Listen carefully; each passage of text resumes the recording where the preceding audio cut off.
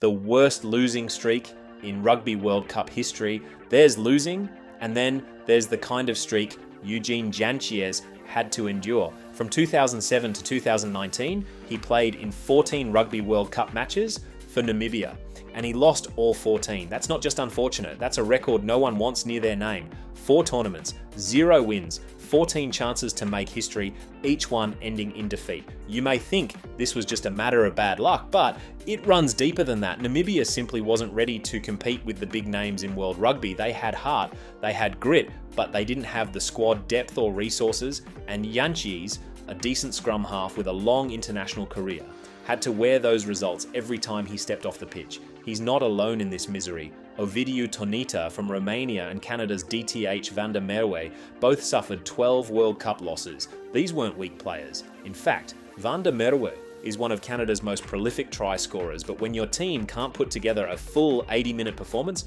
you end up on the wrong side of history.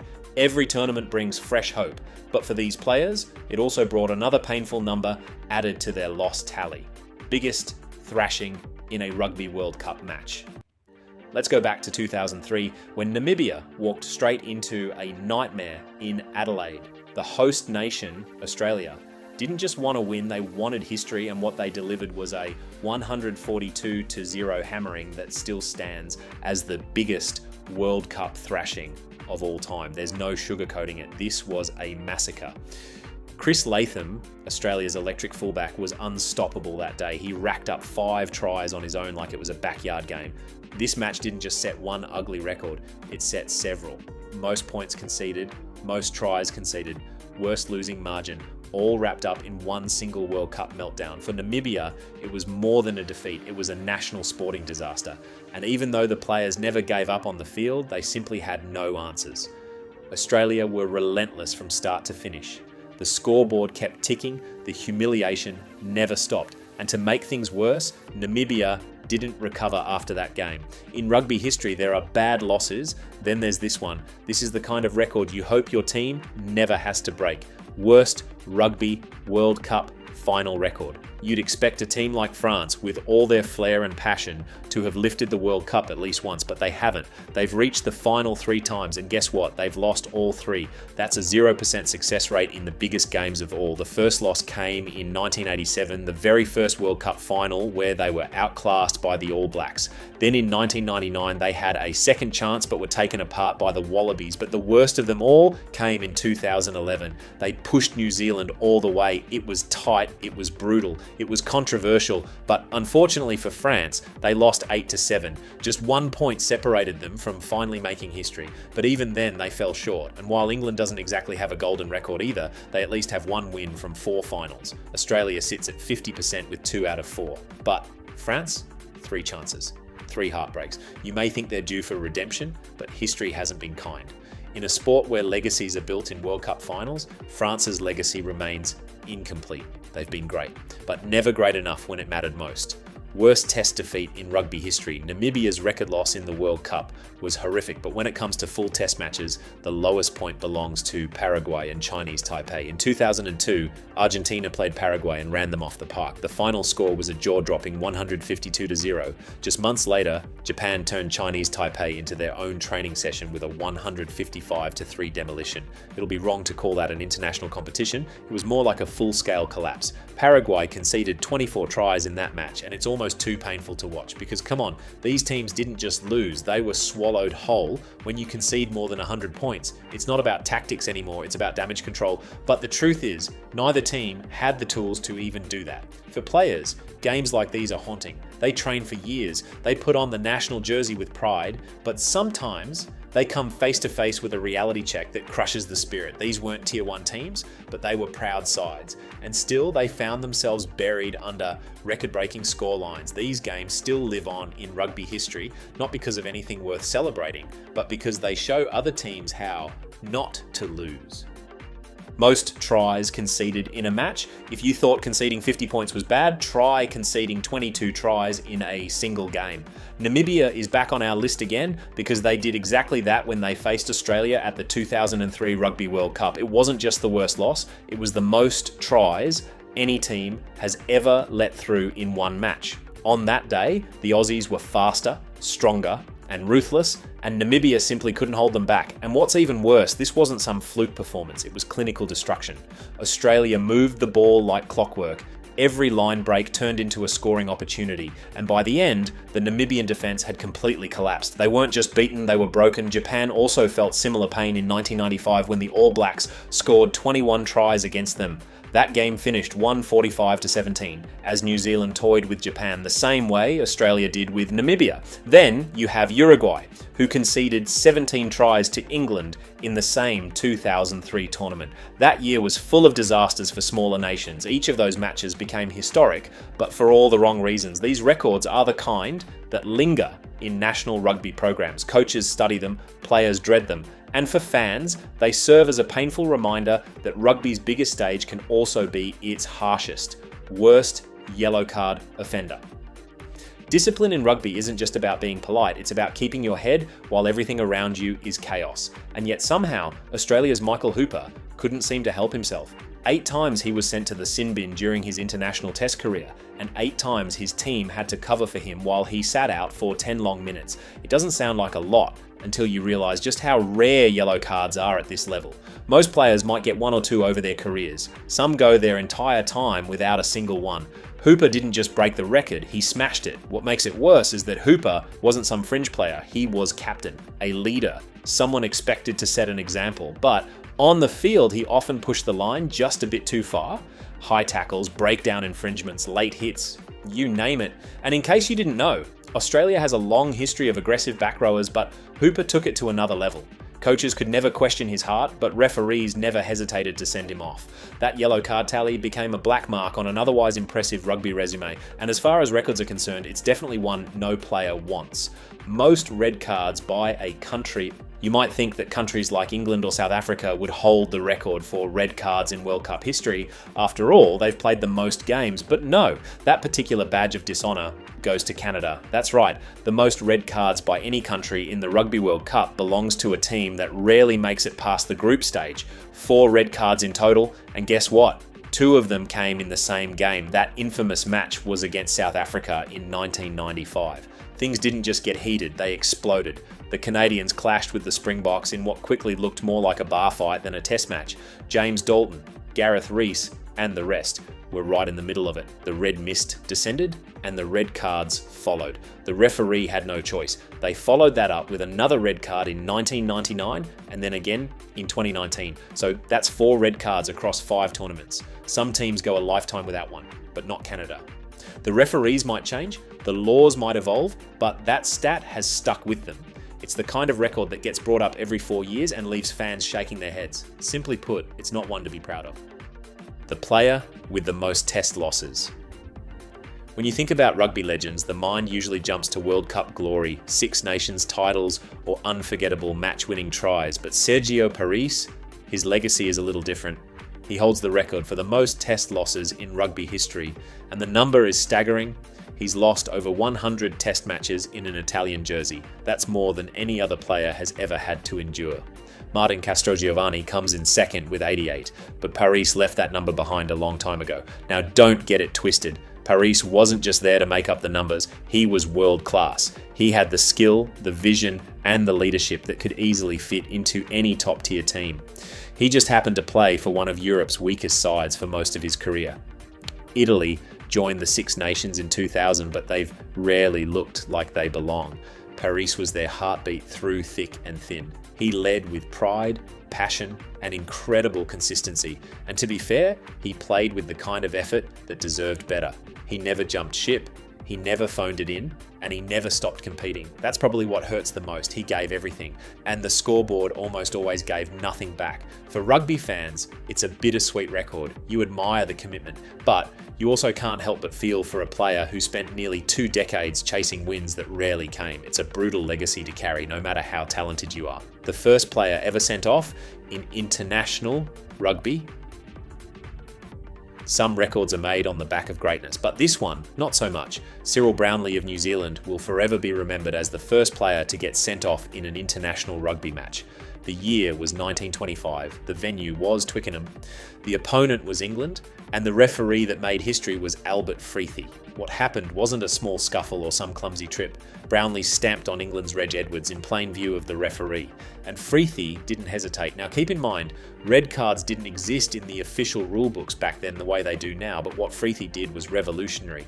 He sent Brownlee packing early in the game. People in the stands were stunned, and commentators didn't know what to make of it. But the All Blacks, being the All Blacks, still managed to win 17-11. What's crazy is that almost 100 years later, people still bring this up. Every time someone gets sent off in a big game, Brownlee's name comes back up. His legacy isn't for his skill or tries, it's that red card. It started a trend that would change rugby forever. And it's the kind of first no one else ever wants to be remembered for. First red card in the Rugby World Cup. Rugby World Cups are supposed to be a celebration of skill, pride and national honour. But in 1987, Wales's Hugh Richards made history for all the wrong reasons. In the semi-final against New Zealand, Richards became the first player ever to be shown a red card in a Rugby World Cup match. And trust me, it wasn't a quiet exit. Late in the game, tensions boiled over. Richards was caught on camera punching All Black lock Gary Wetton in the face. And before the referee could even react, Wayne Shelford, another All Black, knocked Richards out cold in retaliation. Richards stood up, probably still dazed, only to be shown a red card by referee Kerry Fitzgerald. Shelford, by the way, got nothing. Not even a warning. Wales ended up losing that match 49-6, but the real sting came from the headlines the next day. Richards became a trivia question, and a World Cup record holder nobody envied. Fans still debate whether Shelford should have walked too, but the fact remains that Richards was the first man ever red-carded in a Rugby World Cup. It's a record that will always come up in rugby debates, and one that makes players think twice before swinging a punch. First, red card in a Tri-Nations tournament. There have been some questionable calls in rugby over the years, but few compare to what happened in 1997 during a Tri-Nations clash between South Africa and New Zealand in Auckland. The match was already intense and the rivalry was fierce, but then came the moment that changed everything. South Africa's flanker Andre Venter was sent off by referee Derek Bevan for allegedly stomping on the face of All Blacks captain Sean Fitzpatrick. Yes, the face. Now, depending on who you ask, the incident was either a blatant act of violence or a complete misunderstanding. TV angles weren't as clear back then, social media didn't exist, but the outrage was real. Springbok fans cried foul. Some believed Fitzpatrick exaggerated. Others insisted Bevan lost control of the match. But whatever side you were on, it didn't look good. The red card changed the game. South Africa played the rest of the match, a man down, and eventually lost. Venter's reputation took a hit that lasted years, but what made this moment even more unforgettable was that it became the first ever red card in the history of the Tri-Nations tournament. It set a controversial tone for what would become one of rugby's fiercest competitions. No one wanted that record, but there it was, most matches without scoring a try.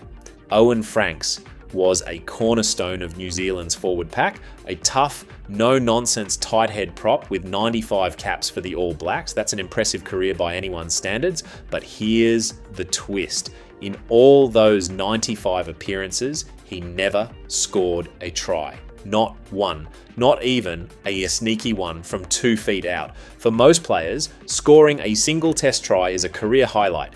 For Franks, it became a running joke.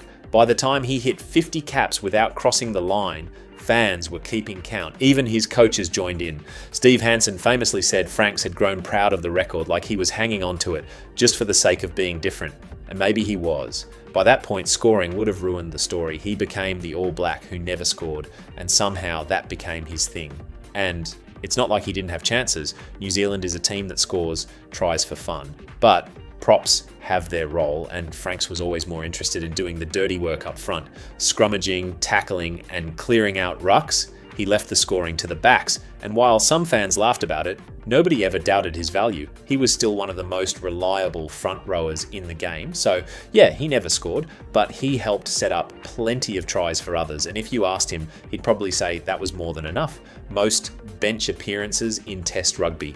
being a substitute isn't exactly what young rugby players dream about. No one grows up hoping to spend half their career in a tracksuit, but sometimes that's just how it goes. Kevin Mialamu from New Zealand made 132 test appearances. That's a number most players would kill for, but 55 of those came from the bench. He became known as the ultimate finisher, and he didn't seem to mind. Mialamu was the kind of player you trusted to close out a tight match. He'd come on around the 55th minute and immediately get stuck in. He was dependable, powerful, and calm under pressure. He wasn't starting every game, but he was playing in the big ones, and more importantly, he was winning them. And with 2 World Cup medals in his bag, you can't really argue with the results. Then there's Sean Cronin from Ireland. He had 60 caps and he started just 9 of them. That's 51 times from the bench. That kind of number stings a little more. Cronin was a great hooker, but he always seemed to be behind someone else like Rory Best or Jerry Flannery. There was always someone slightly more preferred. Still, both players knew their roles, and even though this record isn't one you'd want, it reflects something valuable: trust. Coaches trusted these guys to come in late and finish the job. They may not have been the stars of the show, but they were always ready when it mattered most. Worst coaching record in a major tournament. Coaches are usually the first to go when things fall apart, and in 2007, nobody fell harder than Gareth Jenkins.